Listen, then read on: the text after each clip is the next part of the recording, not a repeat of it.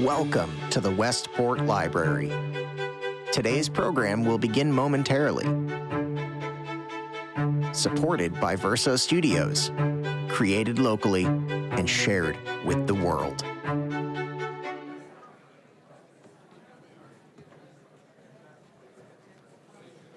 Good afternoon, everybody. I'm Dick Halt, and I am here to welcome you to this very, very special event. Bill Harmer was not able to join us today, so I'm pinch hitting for him.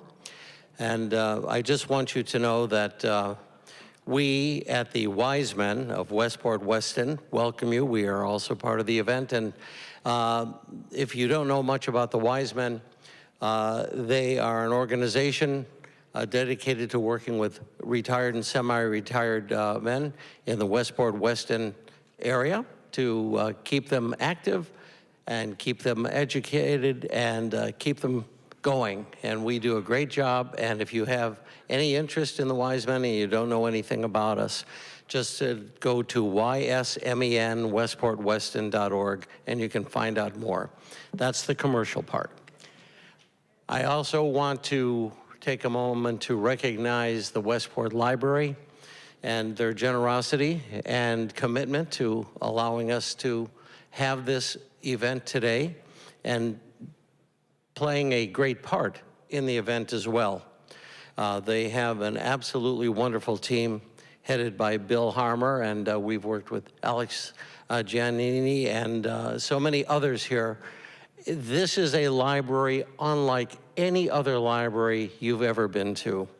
In fact, a certain U.S. senator who should be joining us today wrote into the congressional record that it was the loudest library in the country. And he's right. We have an event called Verso Fest, which we have every year, and I serve on the board of advisors for Verso Fest, and I'm also a sponsor. And it's an incredible event that you should look into next year because it's a musical event that covers all areas of music and music information and education. And it's just one of many things that the library here in Westport does that's unique. And so I won't take up any more time. I think we should get right into this. I want to thank you for joining us for this very special event, Fighting Antisemitism and Celebrating Community, and an introduction of the Shoah Memorial. And you're going to find out all about it. The event today, it centers on the Holocaust. However, it extends to address all hate, genocide, human harm, which has touched virtually everyone. This is a community situation. This is something we have known about for years and years and years. It touches everybody. And so I think you're going to find that what you see and hear about today, you will be able to relate to, you will learn from, and it may also bother you a lot too, but that's okay because you need to know what this is all about and what it can mean to future generations, because that's who we have to really work with on this. So I won't take up any more of your time. I want to begin this event by introducing to you the Shoah Memorial Connecticut Executive Director, Loretta Webb. Would you please come to the podium? And thank you very much for coming.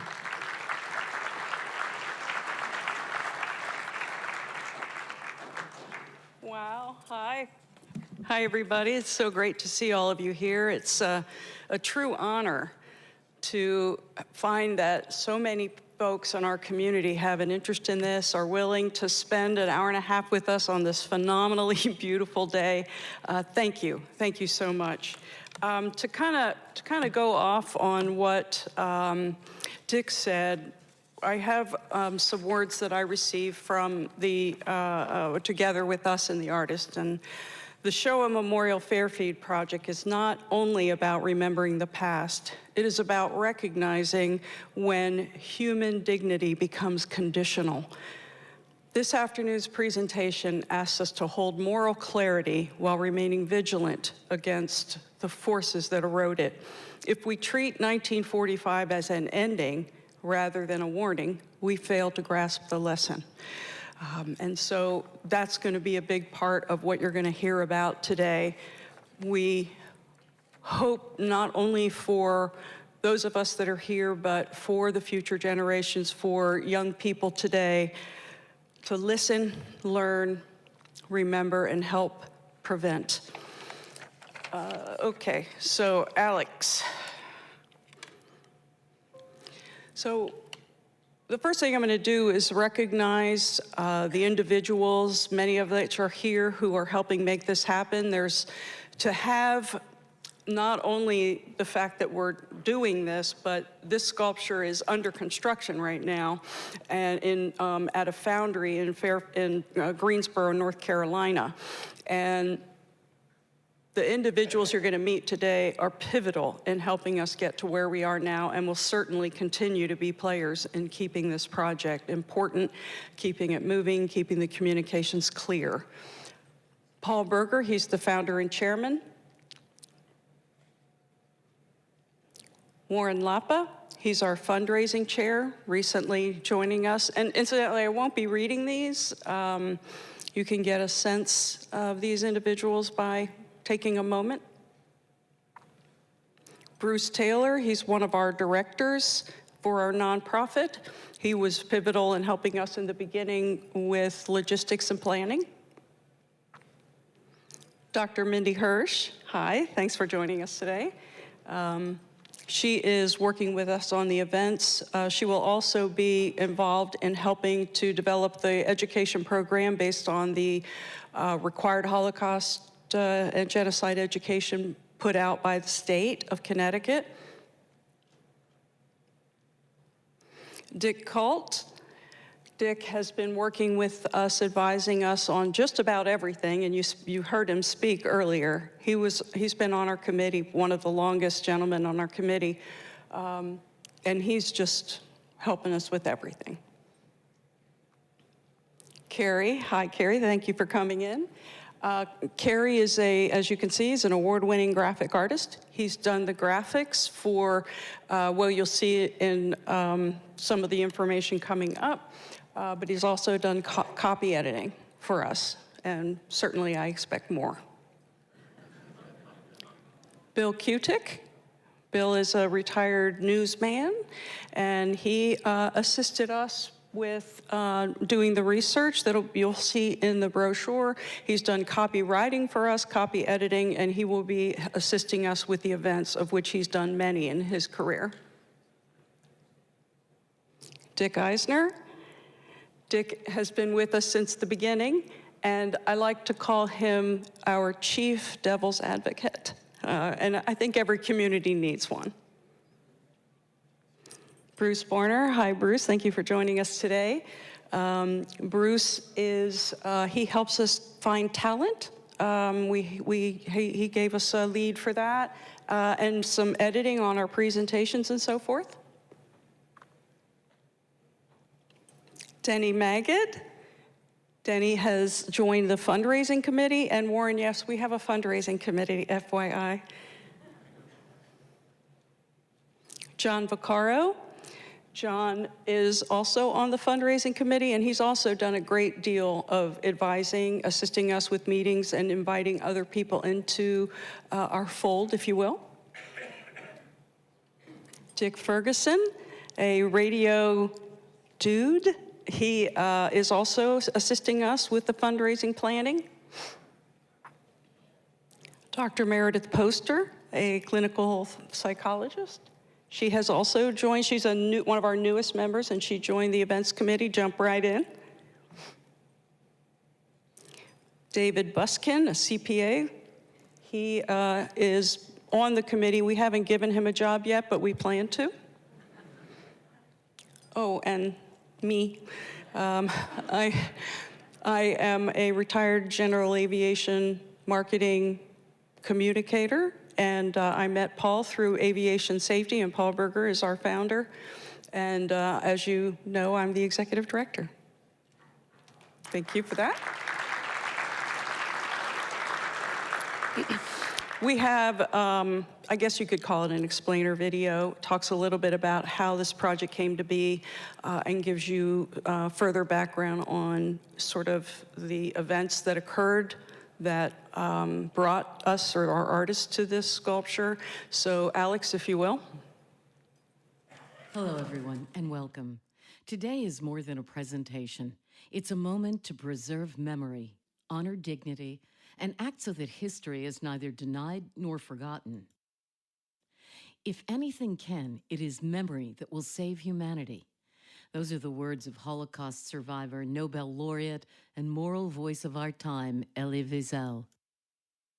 But memory is fading fast. A 2023 survey found that 20% of young adults believe the Holocaust is a myth. Another 50% had no idea what the Holocaust was. Many couldn't name a single concentration camp, not Auschwitz, not even one. This crisis of memory is happening right here in our schools and communities. And as this memory fades, the truth becomes harder to defend. And when truth disappears, history reshapes itself into something dangerous. This is why the Shoah Memorial Fairfield project was born out of this reality. A permanent Holocaust memorial will be placed on the campus of Fairfield University, outdoors in full view. Students will pass it daily. Visitors and children will encounter the sculpture. It will speak for those who were silenced and to those still willing to listen. It was created with one focus, to make sure that history isn't softened, ignored, or rewritten. The sculpture is called She Wouldn't Take Off Her Boots. It's a life-size bronze memorial showing what a German war photographer saw in Riga, Latvia on December 14, 1941. Nazi forces rounded up 2,700 Jews. Women and children were taken to the dunes near Liepāja and executed in groups. One woman, Froom Perv, refused to take off her boots before execution. This small act of resistance in the face of certain death was her final expression of dignity. She stood defiant. Her quiet defiance is now cast in bronze. These women were stripped, humiliated, and killed in broad daylight for simply existing. This sculpture forces you to bear witness. It's not meant to be comfortable. It's meant to be honest. You don't just see it, you feel it. And that's how remembrance takes root. In Greensboro, North Carolina, where this memorial was first unveiled, one teacher stood in front of this sculpture and said, "I was surrounded by sunshine, by the sound of children playing nearby, and yet I was witnessing the last living moments of these women. It was chilling. It was unforgettable." And that's the point, unforgettable.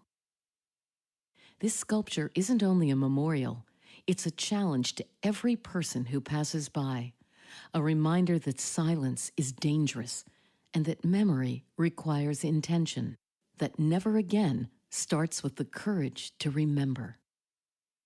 Fairfield University, a Jesuit institution with a strong Judaic studies program, welcomed this sculpture into its permanent outdoor collection. It will be seen by thousands every year, but this memorial is just the beginning. The project also includes 3 classroom-ready lesson plans designed for middle and high school students with powerful, age-appropriate guidance. A full-length documentary and self-guided tours will deepen the experience for students, educators, and visitors alike. And this isn't just for Jewish students or families. This is for everyone, including young people of every background who need to understand where hate leads when the world looks away. Antisemitism begins not with violence, but with forgetting, indifference, and erased stories. And this is why the memorial matters, and this is why your support matters. We're a grassroots nonprofit initiative driven by the belief that memory must shape the future. We're honored to have support and endorsements from institutions that include the U.S. Holocaust Memorial Museum in D.C., Voices of Hope, the Bennett Center, and more. We're not funded by the university. We rely on donor support. Every dollar donated, whether it's $18, $180, or $1,800, helps cast the sculpture, deliver educational tools, and keep the experience public and free. If you believe the past must be preserved with care, if you want your giving to leave a legacy, then please consider donating. Just visit Shoah Memorial Fairfield.ct.com. You'll find simple steps to give securely and directly. This memorial needs voices like yours behind it. Voices that remember, voices that care, voices that say the truth matters. Thank you for listening. Thank you for caring. And thank you for helping us carry memory forward with dignity, with courage, and with conviction.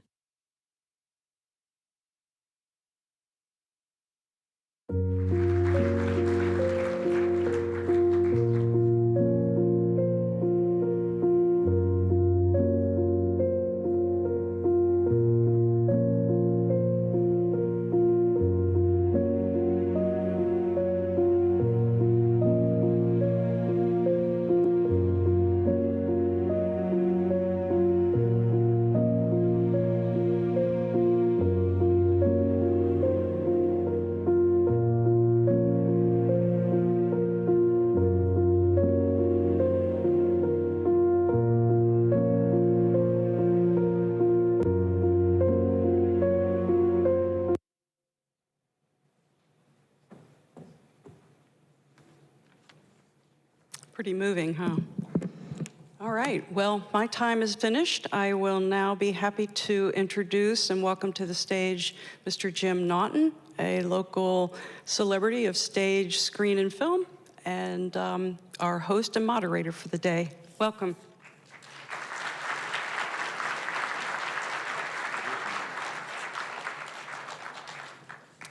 Good afternoon, everyone. Here we are again.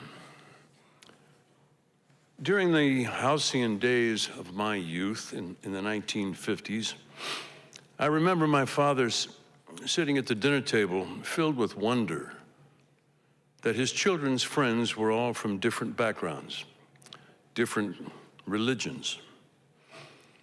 We grew up in West Hartford, and our neighborhoods and baseball fields were filled with Protestants, Catholics, and Jews.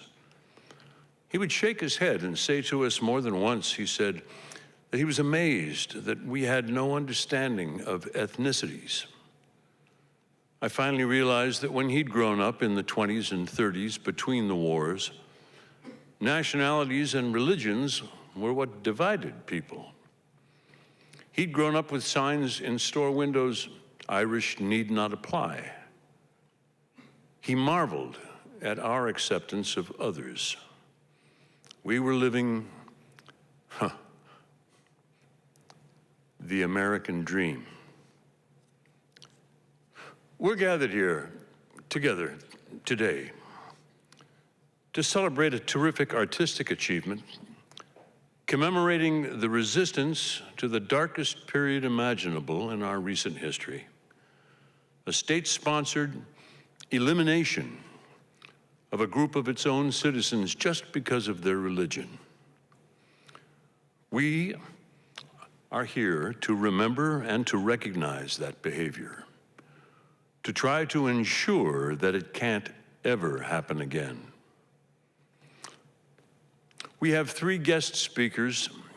I'd like to invite them, please, to come on up to the stage.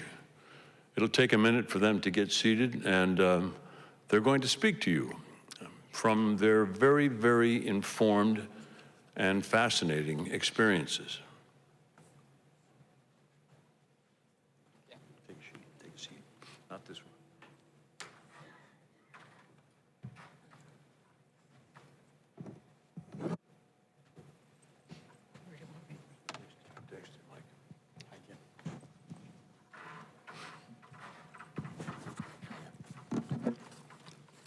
Our first guest speaker, on my far right, well, actually, no, we're not going to speak Well, I'm not going to ask him to speak just now. We have a little video we want to show you first, and then we'll talk. The video is made by the woman who is the artist who made this memorial monument. Her name is Victoria Carlin Milstein. She studied at the School of Visual Arts in New York City and the Bezalel Academy of Art in Jerusalem. Her portraits hang in collections globally, and here she is in this video with her sculpture. She wouldn't take off her boots in Greensboro, North Carolina. Roll 'em.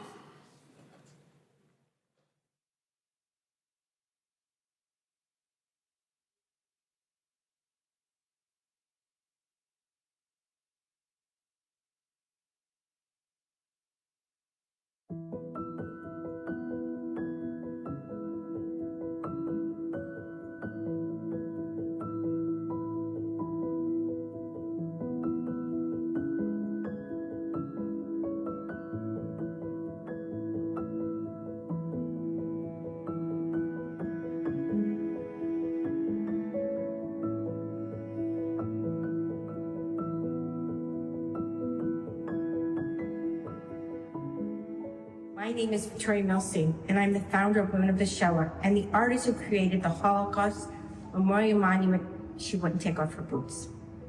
Before I begin this afternoon, I would like to thank our hosts, Bill Marmer, Alec Giannini, and the library community for welcoming this event and helping make this gathering possible. I also want to recognize the members of the Shoah Memorial Fairfield group, especially Paul Berger, whose leadership is helping bring a sister of this monument to Fairfield University. Their dedication to remembrance and education is inspiring, and it is an honor to share this work with a new community. I would also like to thank Mark Nemick, the president of Fairfield University, and the University President of Arts and Culture, Philip Eliasaf. The university's decision to bring a Holocaust Memorial Monument to campus is an act of profound moral courage and lasting significance.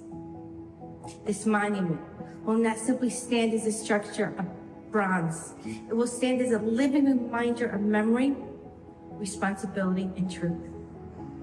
It will invite students, faculty, and the broader community to pause, reflect, and confront one of the darkest chapters in human history with honesty and compassion. Today, I would like to tell you the story behind the monument and the history that is surrounding that period. Mostly, I want to tell you about the remarkable education work that has grown around this Holocaust Memorial Monument. The figures in the monument are based on a photograph taken in Liepaja, Latvia in December 1941. During a Nazi action there, Jewish women and a child were photographed moments before they were stripped and brutally murdered. When I first encountered that photograph, I was struck by the humanity of the people in it. These were not abstract victims of history. They were mothers, daughters, and a child, real people whose lives had meaning, dignity, and love. The image captures a moment that is almost unbearable to look at, yet impossible to ignore. It shows the vulnerability of women and children during the Holocaust, but it also reveals something else, their dignity, their humanity, and that even in the face of unspeakable evil, we can each find a voice for good. We can each put on our boots. The Holocaust targeted Jews, regardless of gender. But women and children often experience additional forms of persecution tied to their gender. Research from the United States Holocaust Memorial Museum and Yad Vashem documents how women endured brutality, forced labor, starvation, and systematic humiliation in ghettos and concentration camps. Many women were separated from their children. Many experienced violence, intimidation, and sexual assault. Others were forced into impossible choices about how to protect their families. Yet, women also played extraordinary roles in survival. Mothers struggled to keep families together in ghettos. Women organized food, cared for the sick, and created networks of emotional support in places designed to destroy human connection. Some women joined resistance movements. Others hid children or helped people escape. Even in the darkest circumstances, the women worked to preserve life and dignity and hope. She wouldn't take off her boots. It was created to honor those women and children. The monument now stands in Greensboro, North Carolina. But it's not only a memorial. From the very beginning, the vision was to create a place that would also educate, to create a space where future generations could learn about the Holocaust and reflect on the consequences of hatred and indifference. That vision became the organization Women of the Shoah. Women of the Shoah was founded to ensure that the monument would become a living educational space and outdoor museum. Today, the monument serves as a classroom where students encounter Holocaust history in a powerful and personal way. When the monument was installed in 2023, the educational programs began mostly with just a handful of tours, but the response from educators has been extraordinary. Since the beginning of 2025, the numbers of tours have increased by 190%. In the spring of 2026 alone, more than 60 tours are scheduled, and the 116 Women of the Shoah teacher fellows in more than half of the counties in the state have planned field trips to the monument funded by Women of the Shoah. There are 100 field trips scheduled this year, including groups from the community and higher education. Thousands of students have already visited the monument, and thousands more are scheduled to come. A key reason for the growth has been our Fellows program and the trained, dedicated group of local docents and Holocaust survivor families. These volunteers guide students and visitors through the monument and help them understand both the history behind the sculpture and the broader story of the Holocaust. They help young people deal with difficult questions and concepts. What happened to them? How did systematic racism, anti-Semitism, and bigotry contribute to these atrocities? How are they still affecting us today? What choices did individuals make during the Holocaust? What were the responsibilities do we carry today as witnesses to this history? Through these conversations, the monument becomes more than a sculpture. It becomes a place where history and memory meet. The monument has also become a gathering place for Greensboro community. We hold commemorative events and educational programs that bring students, teachers, and educators together, survivor families, and community members. These events ensure that remembrance is not limited to the past. It becomes something we actively carry forward. The impact of this monument is now expanding beyond Greensboro. The Shoah Memorial Fairfield group is working to bring a new sister monument to Fairfield University in Connecticut. Led by Paul Berger and supported by an extraordinary community of educators and supporters, this initiative will allow students and visitors in another region of the country to encounter this powerful work and learn the stories it represents. It's a powerful reminder that remembrance does not stay in one place. It grows, it travels, and it reaches new generations.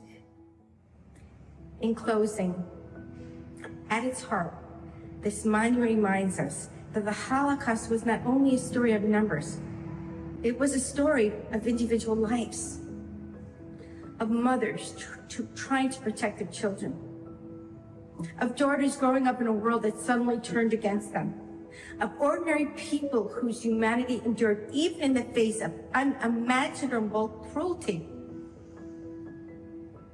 Holocaust survivor Elie Wiesel once said, "For the survivor who chooses to testify, it is clear. His duty is to bear witness for the dead and for the living." When students stand before this monument, they begin to understand that responsibility. While they look through the camera, they will realize, as Elie Wiesel once said, once you hear a witness, you become a witness. They learn that remembrance is not passive. It requires us to listen, to learn, and to carry these stories forward through education, through remembrance, and through communities like this one. We ensure that the lives represented in this photograph and the monument are never forgotten. Thank you.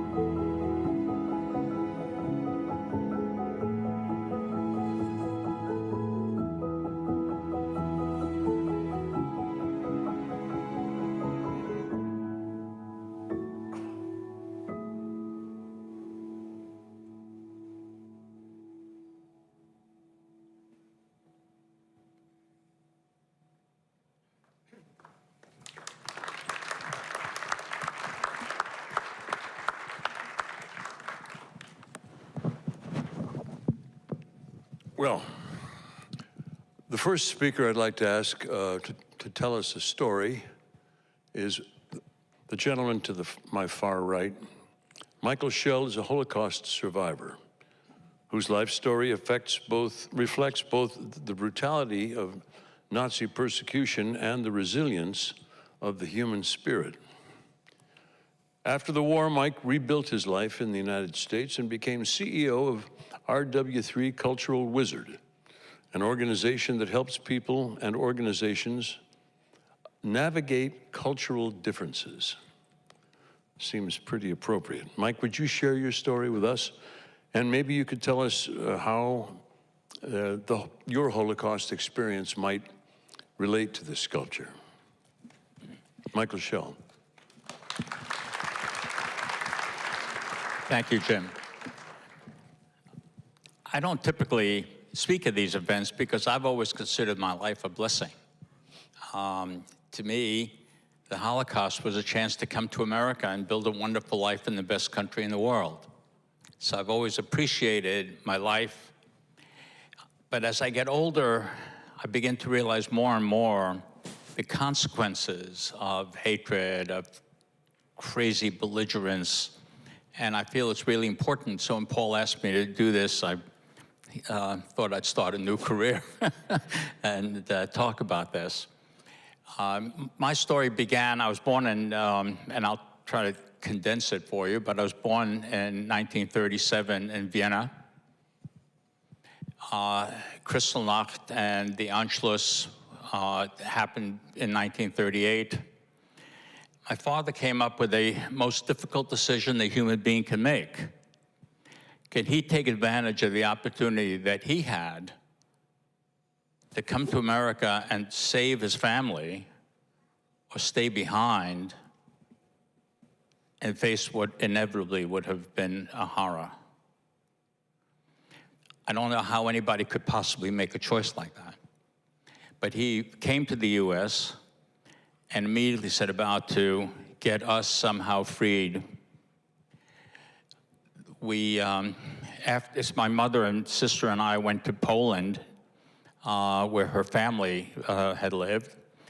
And shortly after, spending time in the Krakow ghetto, and I have some incredible memories of the Krakow ghetto and the lice that infested everything as a child. They put me into my maternal grandfather had been a supporter of the rabbi of Krakow, and I was put into his bed as a 4-year-old child. And when he came into bed at night, I woke up, and there was a red blanket, and the red blanket was full of white lice. They were crawling in and out of his beard, and I kind of thought as a child that was kind of his greatness, something unique about him. But he had us leave the ghetto, and shortly after that, we hid in cemeteries where Nazis wouldn't look for us. So we hid in basements, and we were sometimes sheltered by the righteous Christians who took risks that I cannot imagine in sheltering us. But eventually we were captured and sent to a prison called Montelupi, the worst place in the world that a human being could possibly be at.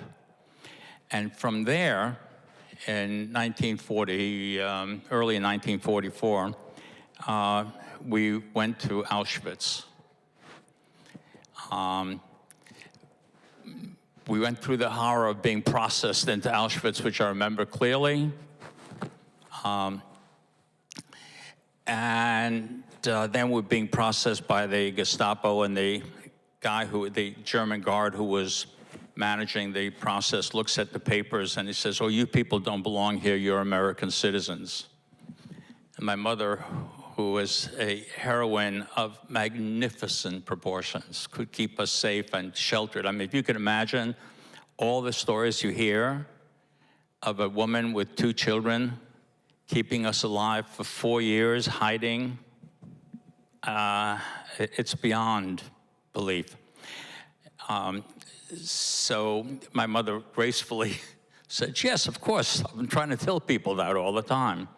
And we got taken from there to a civilian prisoner of war camp and eventually exchanged out. What it turns out was that my father brilliantly discovered that there had been a fire in the city hall in Philadelphia, and if you could produce any kind of indication that you were born in Philadelphia, you could get a birth certificate. So he had a scribe put into the Bible the birth of my mother in Philadelphia, her marriage with him, the birth of children, and he took that information to the Red Cross, registered us as Americans lost somewhere in Germany, and miracle of miracles, that turned up on a guard at Auschwitz, and we got sent out of there, which is just unbelievable.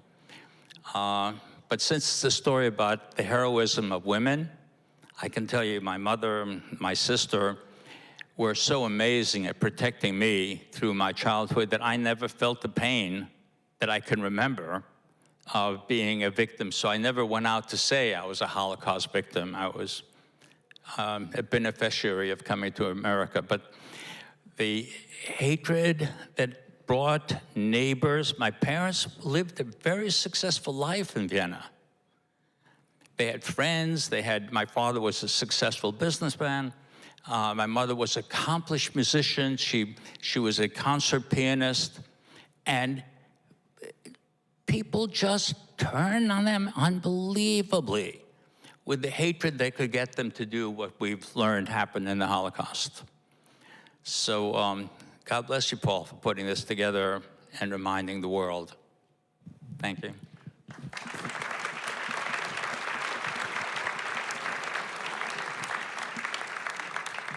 Michael, is there a story about the first time that you ever saw beautiful women? Yeah, I've been attracted to beautiful women all my life, so when we left the prisoner of war camp, and it was still the war. It was December of 1944, and we traveled by truck through Switzerland. And got to Marseille in about January, which was a port. And we pulled into the port, and I looked up, there was this beautiful white ship called the Gripsholm. And on that white ship, there were women, there was music playing. I had never heard music. There was music playing. There were women walking around, and I saw American women wearing makeup, lipstick. I'd never seen that. And I was so impressed with how beautiful the women were in America, and they still are. That's a good story and a good way to end it, huh? Thank you, Michael. Mm-hmm. Philip Eliasov has been professor of art history at Fairfield University for only about 50 years. He's currently just getting warmed up. He's still a professor there and also the assistant to the president. Philip, over the last century, there have been genocides all over the world. Well, why don't you tell us something about how this particular work of art might fit into the stories that you tell? Sure. Thank you, James. Thank you, everybody, for being here. Such a beautiful, perfect day, and your presence here is your own testimony that this is something meaningful, important, and substantial for us to work with. Look, in the literature, in the we call this the genocide narratives in the 20th century. We have numerous examples of inhumanity, the Armenian genocide in the early 20s, the events of what happened in Africa, in southern Africa. We had a genocide in Africa. We've had genocides, obviously, in the Khmer Rouge in Cambodia. These are all memories in our minds. The Rwanda massacre, the current ongoing genocides that are going on in Central Africa today. We all understand this. But in Holocaust education, and I have the privilege at Fairfield University as a Jewish member of this faculty, I'm so proud to teach at our Jesuit Catholic University, and especially because I have students who have not heard so much of these stories, and in class, I always try to make the point that the shaping of the Holocaust is a unique event in human history, in a history of 5,000 years of brutality, going back to the earliest warfare of ancient Sumeria and the worlds of the Babylonians and these epic battles we hear about, Greeks, Romans, the Ottoman Empire, all of this. And yet, in Holocaust education, what happened on the sands of that beach in Latvia on December 15, 1941, obviously, beginning in 1939, the mass killing of Jews into graves became a very random action of during the Blitzkrieg, and whether it was in the Ukraine, whether it was in Baba Yar, whether it was in Poland, massacres of Jews as innocents we just witnessed in these very poignant images. 3 weeks later, in a beautiful villa outside of Berlin, the Wannsee Conference took place. January 14, 1942, 3 weeks after those killings, and a methodical, industrialized killing was organized with a skill and a tenacity unknown in human history, and also very much in terms of its systemization, the keeping of records, the tattooing on the arms of every victim, the methodical list of the trains. All of this, no one had ever imagined in history. We've had many of you have traveled around Europe. You've seen you might be somewhere out in the English Channel and you learn how Jews from the island of Jersey were taken, snatched, and imagine how many, I'm going to ask you, how many of you have ever been on the island of Rhodes? Anyone here ever been on the island of Rhodes? Imagine this magnificent, beautiful community, really a Mediterranean island, a Jewish community with 2,200 men and women were deceived, put on little fishing boats. They were told they were going to be taken to the next village, to the next island to a work. And they were put on trains and sent from this Mediterranean paradise of Rhodes, or brought for 10, 12 days on railroads to Auschwitz. You go into the little synagogue in Rhodes, or how many of you have been in Dubrovnik in Croatia, right? The same thing. They were all murdered, but not murdered on the spot.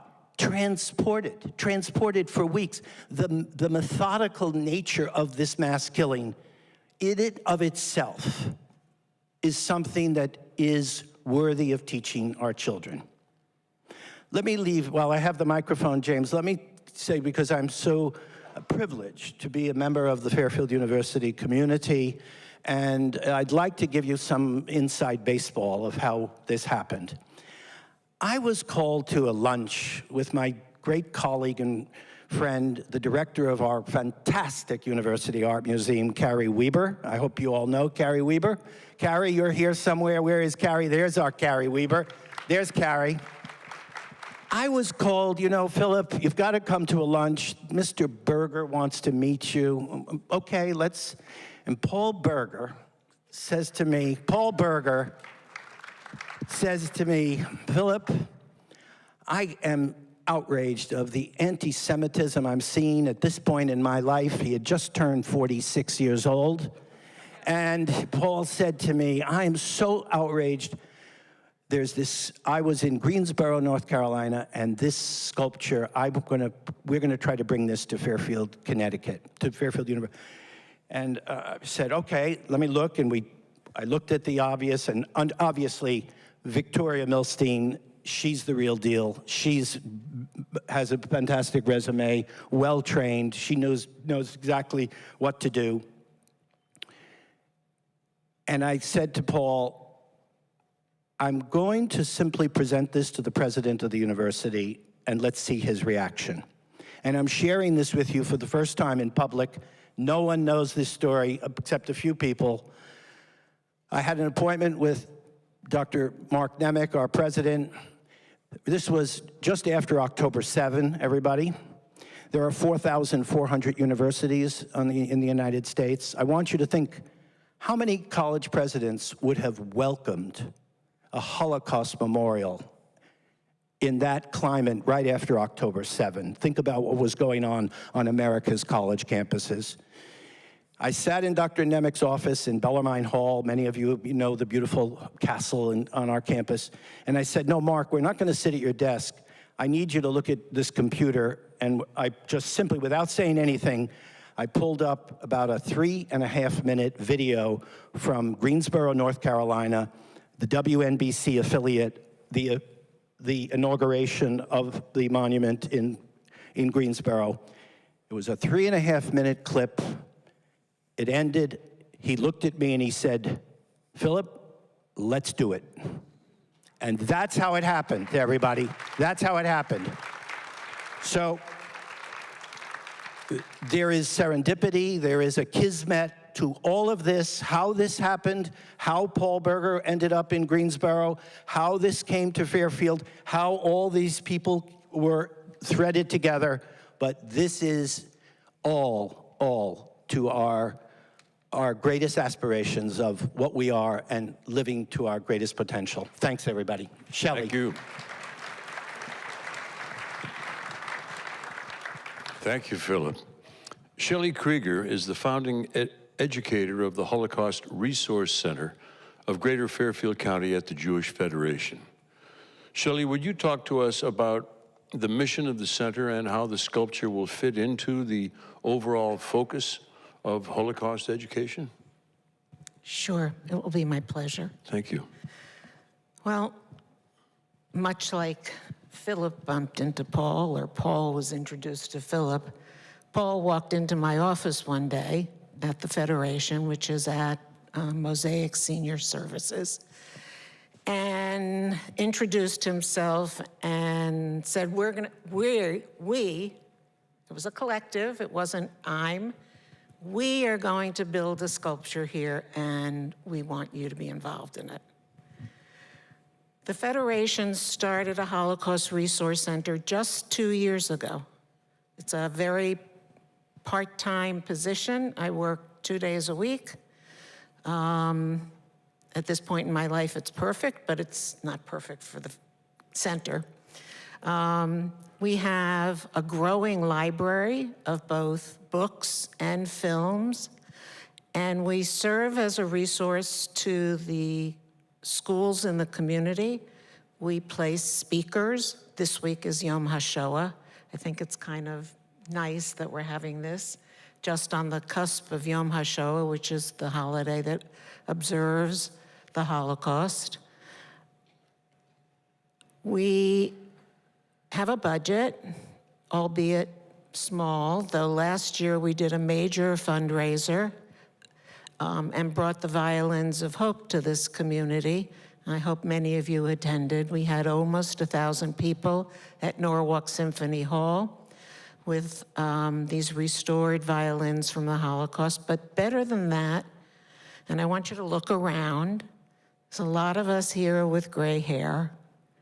We took the violins of hope into the high schools, 6 high schools, and the kids had an opportunity to play them and to learn the history of who that violin belonged to.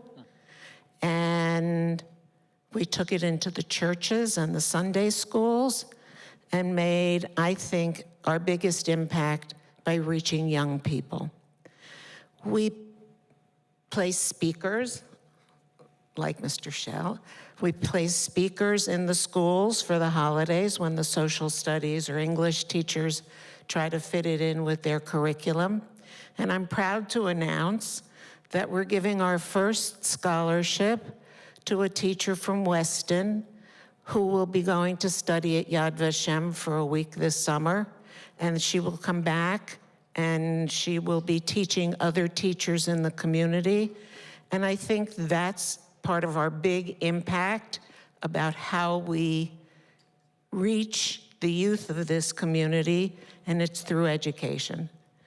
The curriculum for the statue, which I've been fortunate enough to be able to preview, is very powerful. It's powerful for any age group, but I would encourage you to think ahead. If you have a group of people that you have Shabbat dinner with, or you have a Sunday study group with, or a book group, think about how you can come and participate and use the curriculum. And I'm hoping, much like the Schick art exhibit that Carrie and Philip hosted at the university, and the Federation had an opportunity to train over 20 docents to guide people around the art and tell them the history. I'm hoping that we'll be able to do the same for this sculpture and really get the community involved in the education that goes along with it. The sculpture is gorgeous, powerful, and unbelievably meaningful. We have the ability, through the Federation and the Resource Center, to take its message beyond just the university community out into the general community. And we work and communicate with Jewish Family Service and their Anachnu program, which services our survivor community. And we also work with the Jewish Historical Society on their presentations of Holocaust material as well. There are a lot of resources in the community, but this sculpture, I think, in some ways, has the ability to bring them all together. And that will be even more powerful. And I think beyond anything, we need to really take this as an opportunity to use the sculpture not just to educate Fairfield University students, but to educate all of our students in the greater Fairfield community. In closing, I would just like to say that when I first saw the sculpture, I couldn't help but think of my mom. My mom came to this country in the mid-1920s out of the pogroms in the area surrounding Riga. And she and my grandfather, my grandfather, my grandmother, and two of her siblings were sponsored by my uncles who had come earlier to this country. But those women could have been my grandmother's friends. They could have been my mom, had she not been able to leave on the SS Polonia out of Riga. And when I look at her ship manifest, which I've taken from Ellis Island, and the date that she and her family came through, I think to myself, there's a history of those who are here and a legacy like I carry and like you carry. And then there's a history of those who are not here, who we have an obligation to carry. And I would just want to say that I'm so glad that we are the beneficiaries of this work, And it's our honor to participate in it, but even more, each of us has an obligation to educate about it. So thank you.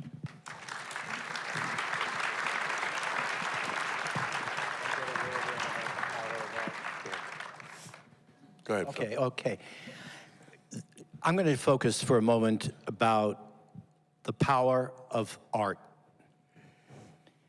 We all understand in Holocaust education and through films, movies, theater, that it has been through the visual and performing arts that, in fact, the narrative of the events of the Shoah have been most significantly understood and transferred to the next generation. Right after the war ended in 45, that the next 10 years was almost absolute silence about the Shoah. It wasn't until Lillian Hellman decided to take the recently discovered Diary of Anne Frank and put it on Broadway in 1955. Ladies and gentlemen, the Library of Congress did not have a classification for Holocaust until 1978. As a professor of art history, as one who, and as you all understand in a community such as Westport, the transcendent value of art is the greatest currency there is for the translation and the transmission of what matters. And if we think, we go back to our intro, we remember your art history class with the carousel projector? You know, think of the Rodins, the Burghers of Calais. Think of the first time many of you visited the Lincoln Memorial, Daniel Chester French, the power of standing in front of that statue of Abraham Lincoln. Think about the first time you saw before it was sent back to Madrid, looking at Picasso's Guernica. This is a living memorial for us as a survivor, as a teacher, as community members.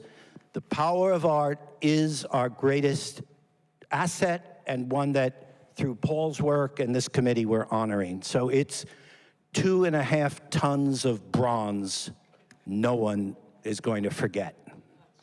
That's great. You guys can go and stand down. These three speakers are going to take their seats in the audience, and in a second we're going to have two final speakers, a rabbi and a pastor, and they're going to have a little conversation that would probably be good for all of us to hear. Thanks. Thank you.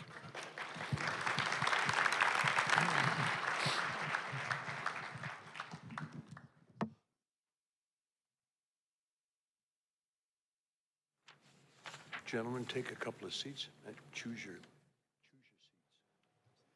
And I'll read the influence.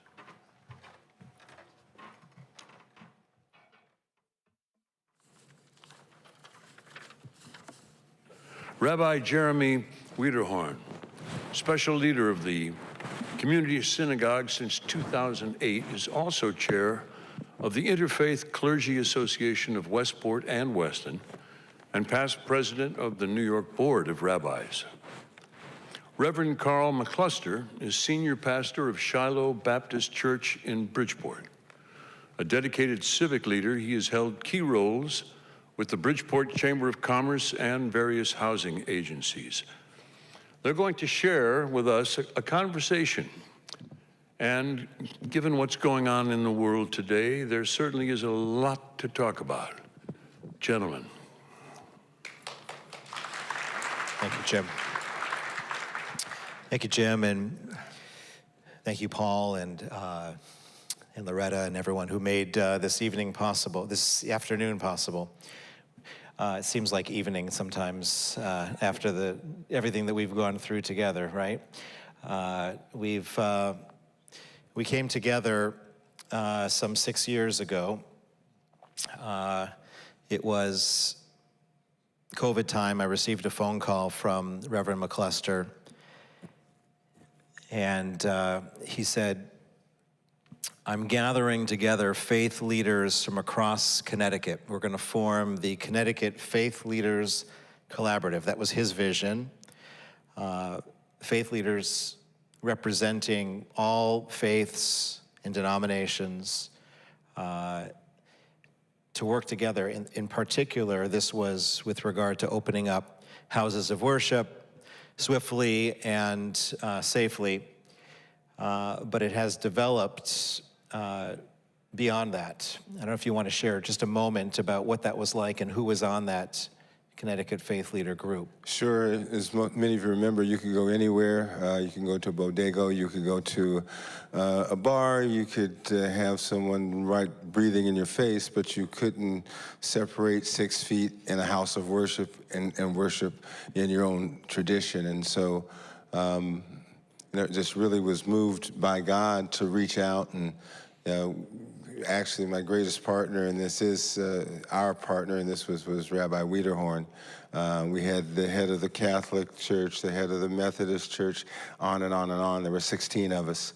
And we just put our heads together and did some tough negotiation and also some real study about what it took to be safe in worship.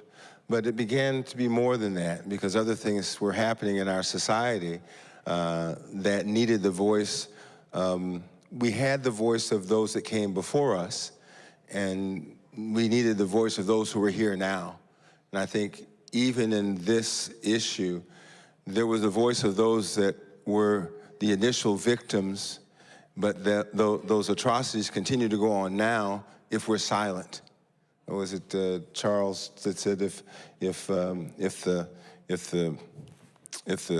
hunters, or if the lions are quiet, the hunters get all the credit? Well, we had the relationships. We built these relationships across Connecticut, and soon thereafter, we saw the murder of George Floyd. And because of those relationships, we gathered together outside the Klein Auditorium. Reverend McCluster put together this group of ours, the CFLC, and we stood together. Yeah, I think at the end of the day, what we have to realize is that they're coming for you next. Whoever you are, wherever you are, that doesn't fit the mold of what someone wants to be, doesn't agree with who you are, or who you were born as, and who you've become, and just never forget that. I think that's the thing that we realized, that there's equal opportunity in prejudice, racism, religious anarchy, these types of things that were going on, and that were continuing to grow. That was the problem, is that it was one thing after another thing after another thing. So, actually, Joseph Aaronkrantz and Robert Perry in Stanford, yeah, you need to give them a hand, because those are two men who came together early, and began to form these types of relationships in Connecticut. So I had that model to look at, and then a guy named Jim Prosnett said, Jeremy Wiederhorn was the guy. So we're talking about education today, and specifically with regard to this incredible monument, this sculpture that's going to be up at Fairfield University, and the importance of education. We believe that an important part of education is through partnerships and relationship building and modeling these relationships. We had another opportunity to celebrate the great work of the Jewish community and the African American community in the civil rights movement and promoting the great film Shared Legacies by Sherry Gordon and our own Lisa Weitzman here in Westport. And we showed that at the Klein Auditorium, brought our communities together. And that brought, of course, that highlighted the work of Clarence Jones, speechwriter to Martin Luther King, and who was here at the Westport Library not so long ago, and we came together to hear him on this stage as well. And so we think that by building these relationships and by understanding each other a little bit better, we'll have opportunities moving forward to really tell the stories that are important to us. And I've been many times in Shiloh Baptist Church, and I think I'm more popular there when I go into the church than I am in my own synagogue. And I think that Reverend McCluster is a favorite at my synagogue as well. And I'm not going to say that you're more popular at the synagogue than you are in the church, but you're pretty popular at the synagogue. And I think that's really what it's all about. And one of the efforts that Reverend McCluster has been involved in is he formed also the Faith Acts for Education. And we've talked about the opportunity through the Faith Acts of Education. He is envisioning bringing groups of kids to Fairfield University to see this sculpture and to learn about it through that work. And that's something that I think is a next step here. Yeah, it was amazing when you were talking about the fact that so many people, I don't want to say that they were false, but there's this feigned lack of knowledge. If it's not you, realize that, again, you're the one they're coming for next. But a picture's worth 1,000 words. If you look at this sculpture that's been done, it speaks to you about a moment in time that's been repeated over and over and over again.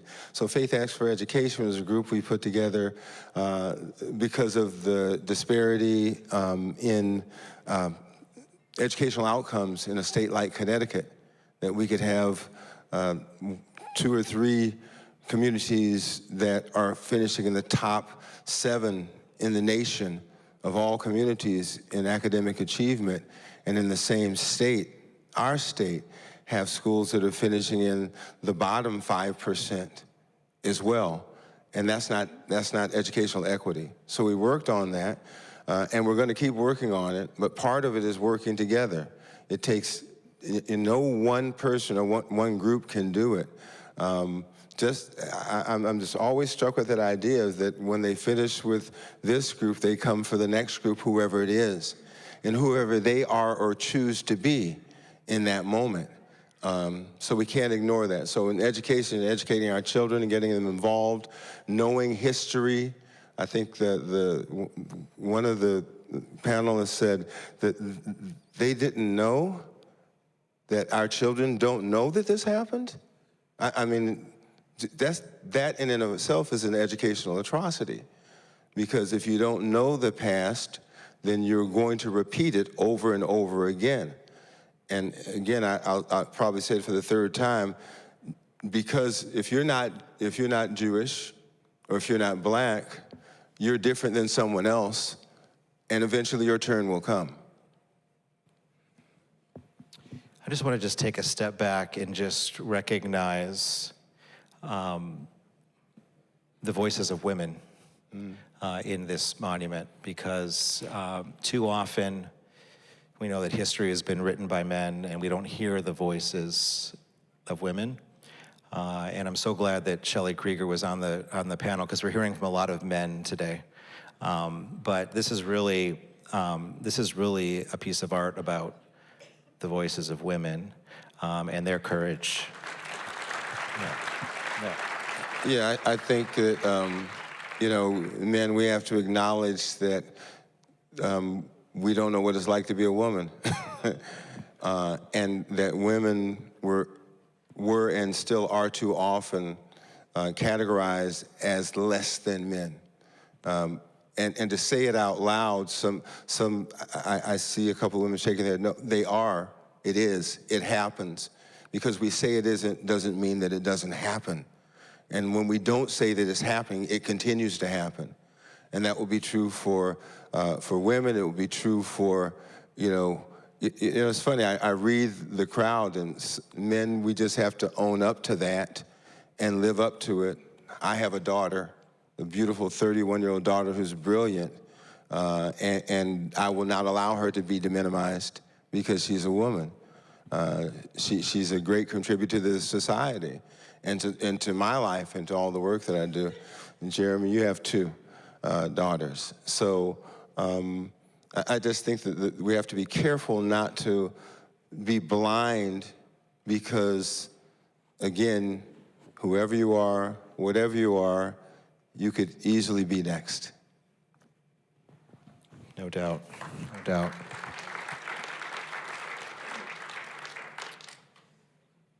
In talking about education, because this is all connected in combating hate and anti-Semitism, I want to also just say that there is an event here at the library on the 21st, a week from Tuesday, that the Reverend and I are working on as well. I sit on the Common Ground initiative here at the library, and Dr. Matthias Becker, who's really doing groundbreaking research on decoding hate online and studying the algorithms, and is going to be here working specifically with teens, but it's open to adults as well, and adults are encouraged. 7 o'clock a week from Tuesday, another effort to combat hate today, and something else that we're working on, bringing our teens and our 2 communities together to support as well.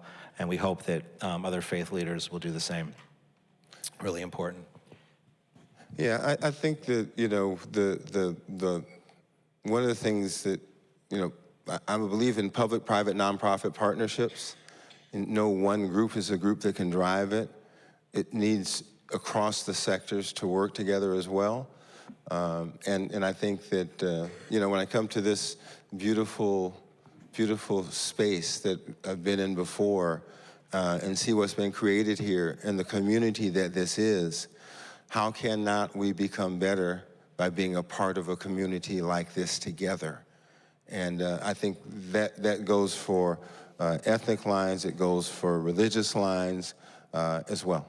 And from learning from one another. Just a week ago, I had the honor of having Reverend McCluster in my home as we sat together for the Passover Seder. And we celebrated our freedom, moving from slavery into freedom. And we shared our common stories and history and traditions. And I'm just, for me, I felt it was a true honor to have you together with my family and to hear your perspective and a little bit about your family history. So I just want to thank you for that as well. Well, I just want to thank you and Ricky for having me there. It was one of the most meaningful experiences in my life. Because it causes me to look at the journeys of our people, and every people goes through a journey to get where they are. And so many similar conditions and challenges occur between our different cultures and our different faith traditions. But we proved with CFLC that we could come together and focus on our common challenges and our common goals and use our common resources much better than any one group could do by themselves. And I think that's part of the lesson for these United States of America and for the world. The value for all of us and of all of us in coming together. I'll just say amen. Amen, brother. Thank you. Thank you. And we'll turn back to Jim. I know that Senator Blumenthal is here as well, and he'll be introduced at this time. Thank you, everyone. Thank you. We have a surprise guest. He's the busiest man in Connecticut, I think. He doesn't miss an opportunity to show up when people ask him. And it's very, very, very special to have my friend and our Senator, Richard Blumenthal.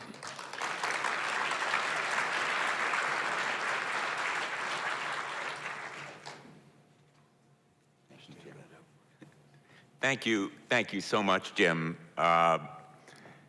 Really honored to follow my great friends, Rabbi Wiederhorn and Reverend McClusker, both of whom have welcomed me to their places of worship on occasions of solemnity and celebration. And I want to thank, as always, the Westport Library. What a wonderful institution this place is. Thank you so much.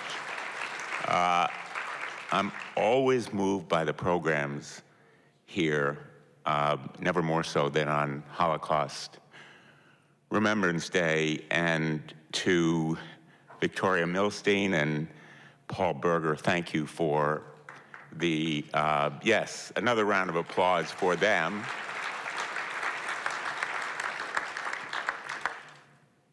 You know, when I came into the hall and I saw this sculpture, and I'm sure it will be even more moving when it is in reality right before us physically, I thought immediately of my dad, who came to this country in 1935 from Germany. He was born in Frankfurt, who came here at the age of 17.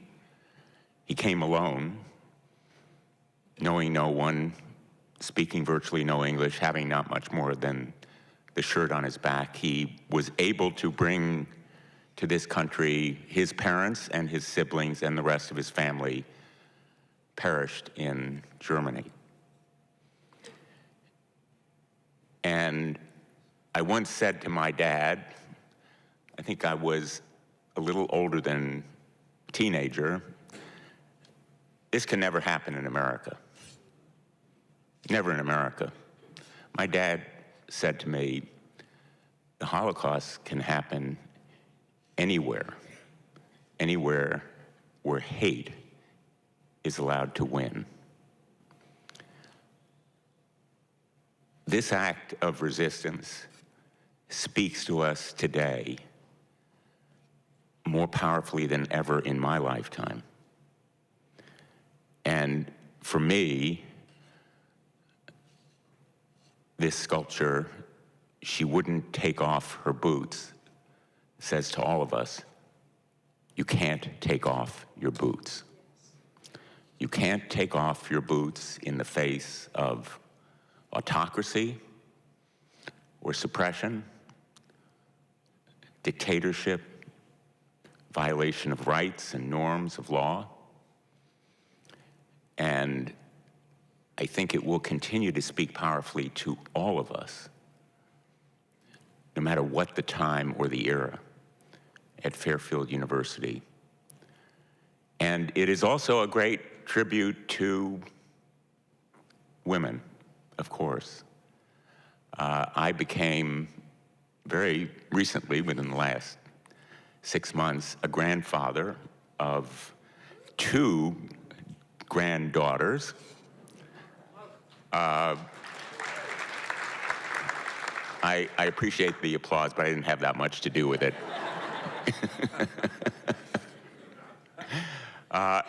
And I can promise you, I'm going to take them to see this sculpture, because it is about the conscience that women can bring to bear at times when it is vital to do so.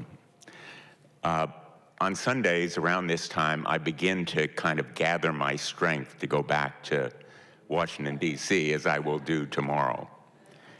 And I will just say finally that I will go to see this sculpture, I am sure, many times, because frankly, I often need a reminder of what it means to stand up and speak out for conscience and conviction.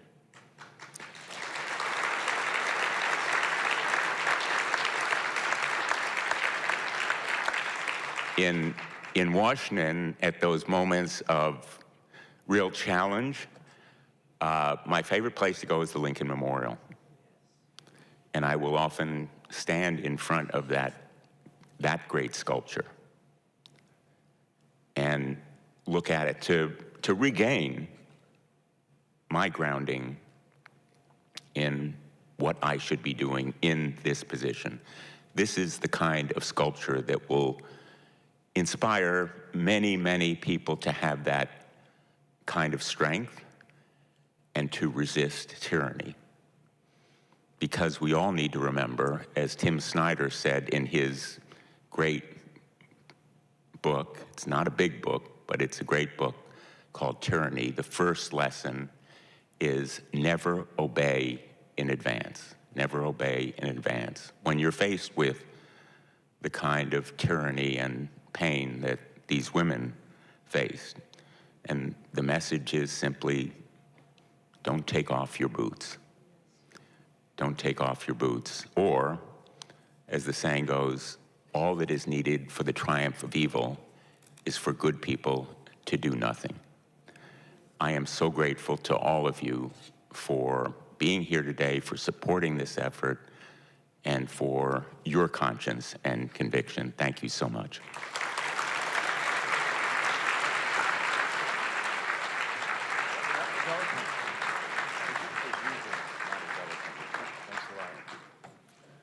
Thank you, Senator Blumenthal.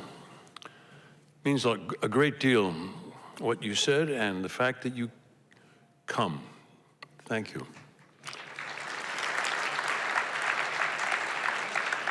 Before we depart, I want you to meet the man who led the effort to bring this memorial sculpture, this monument, to Connecticut. Paul F. Berger is chairman and primary sponsor of the Shoah Memorial, Fairfield, Connecticut. A longtime philanthropist, aviator, and contributor to aviation safety, I think Paul deserves to have the last word. Paul?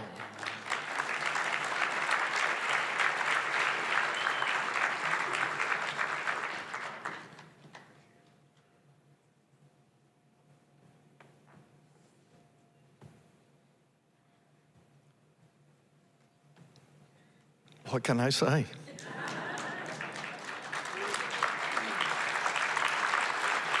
Wow. I was sitting up front here. I didn't realize how many people came. On your way out, if you would like to have a brochure of our activities, Sidel is at the reception desk, not reception, as you exit. Please take one for yourself, pass another one along to a friend, and look forward to hearing from you and your ideas. Everyone's welcome. And if you don't think after 25 years of working with her, she's not getting the last word, you're mistaken.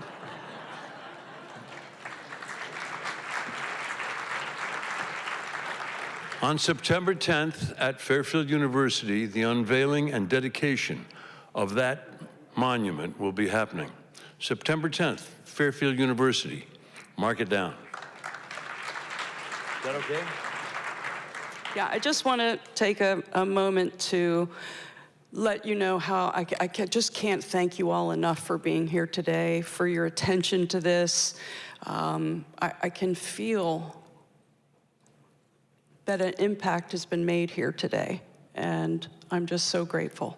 So all y'all, head on out, have a great rest of the day, and thank you again for joining us.